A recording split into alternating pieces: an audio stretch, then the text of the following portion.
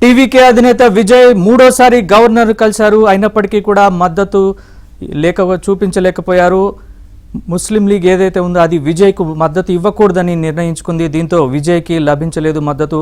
అంతా సజావుగా సాగిపోయింది. రేపు ప్రమాణ స్వీకారం చేస్తారు అన్న వార్తల నేపథ్యంలో విజయ్కి మరోసారి షాక్ తగిలినట్లుగా మనం భావించాలి.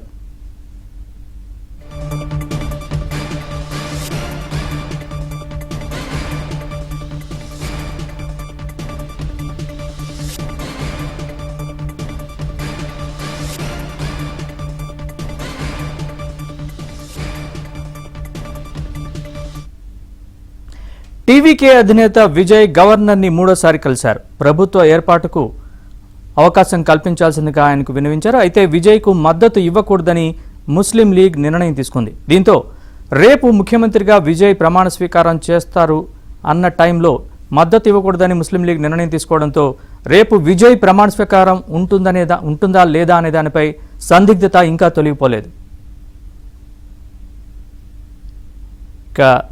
చెన్నైలో తాజా పరిస్థితుల్ని మా ప్రతినిధి సిరిని అడిగి తెలుసుకుందాం. సిరి, చెప్పండి పూర్తి వివరాలు. తమిళనాడు అసెంబ్లీకి కావాల్సినటువంటి 118 సీట్లకి ఇప్పటికే 116 వరకు కూడా విజయ్ టీవీకే పార్టీ అయితే రీచ్ అయిపోయింది. ఇక మరి 2 సీట్లు మాత్రమే తక్కువగా ఉన్నాయి.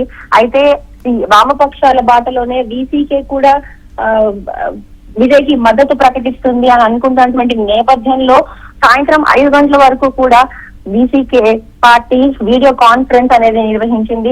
అంతర్గతంగా తమ సభ్యులతోటి చర్చలు అనేది జరిపింది. ఆ తర్వాత శనివారం అంటే రేపు తమ అభిప్రాయాన్ని తెలియజేస్తామంటూ కూడా ఇప్పటికే వీసీకే అయితే తెలియజేయడం జరిగింది.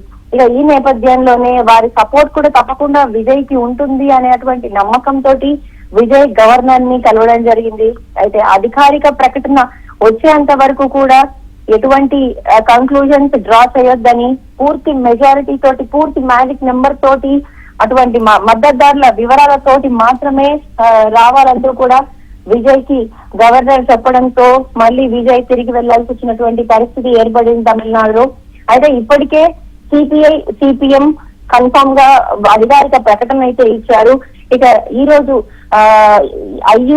రోజు వీసీకే మీటింగ్ తర్వాత వారి డిసిషన్ అనేది రేపు చెప్పబోతున్నారు. సో రేపు మనకి కొంత క్లారిటీ వచ్చేటువంటి అవకాశం అయితే కనిపిస్తోంది. ఇక మరోవైపు ఐయుఎంఎల్ కూడా విజయ్ కి మద్దతు ఇస్తుంది అనేటువంటి ప్రచారం అయితే జోరుగా సాగుతుంది.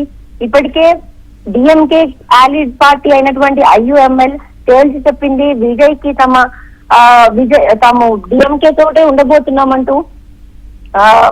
ముందుగానే ఐయుఎంఎల్ అయితే చెప్పినప్పటికీ ఎన్నికలు జరిగి కౌంటింగ్ జరిగి ఇన్ని రోజులు అయినప్పటికీ తమిళనాడులో ప్రభుత్వం ఏర్పాటుపై ఇంత జాప్యం ఉండడంతో, ఇన్ని కన్ఫ్యూజన్స్ ఉండడంతో తమ సపోర్ట్ విజయ్ కి పరోక్షంగా ఇస్తామని, ఎక్స్టర్నల్ గా తమ పార్టీ సపోర్ట్ ఉంటుందంటూ కూడా చెప్పింది. అంటే దీన్ని బట్టి ఫ్లోర్ టెస్ట్ లో ఐయుఎంఎల్ తమ సపోర్ట్ విజయ్ కి అందిస్తుందంటూ కూడా చెప్పింది. దీని కారణంగానే అధికారికంగా వారి వద్ద నుండి అయితే ఎటువంటి పత్రము రాలేదు. ఇక మరోవైపు ఈ రోజు మీటింగ్ కండక్ట్ చేసుకున్నటువంటి వీసీకే రేపు తమ అభిప్రాయాన్ని చెప్పేటువంటి అవకాశం ఉంది.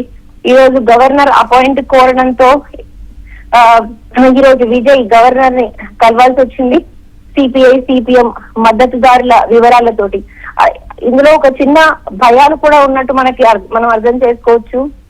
ఒకవేళ సిపిఐ సిపిఎం లెటర్లతో విజయ్ కలవకపోతే క్షణానికి ట్విస్ట్లు ఉత్కంఠను రేపిస్తున్నాయని చెప్పవచ్చు. ఏ క్షణాన్నైనా వారి నిర్ణయం మారొచ్చు అనేటువంటి ఒక సందేహంతోనే వారు ఇచ్చినటువంటి అధికారిక ప్రకటనని విజయ్ గవర్నర్ కి సమర్పించినట్టు కూడా మరో రాజకీయ మరొక సమాచారం కూడా ప్రస్తుతానికి మనతో ఉంది. మొత్తానికి ఇంత కన్ఫ్యూజన్ మధ్య సిపిఐ సిపిఎం ఇచ్చినటువంటి అధికారిక లెటర్స్ తోటి మళ్ళీ వారు తమ అభిప్రాయాన్ని మార్చుకోవద్దనేటువంటి ఒక సందేహంతో విజయ్ ఈ రోజు సమర్పించడం జరిగింది గవర్నర్ కి. అలాగే వీసీకే మద్దతు కూడా ఉంటుంది అనుకునేటువంటి నేపథ్యంలో రేపు వీసీకే అధికారిక ప్రకటన చేస్తారు అనడంతో ఇది రేపటికి పోస్ట్పోన్ అయింది.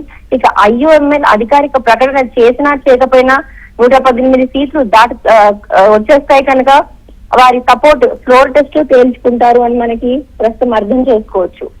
Right Siri, thanks for the update.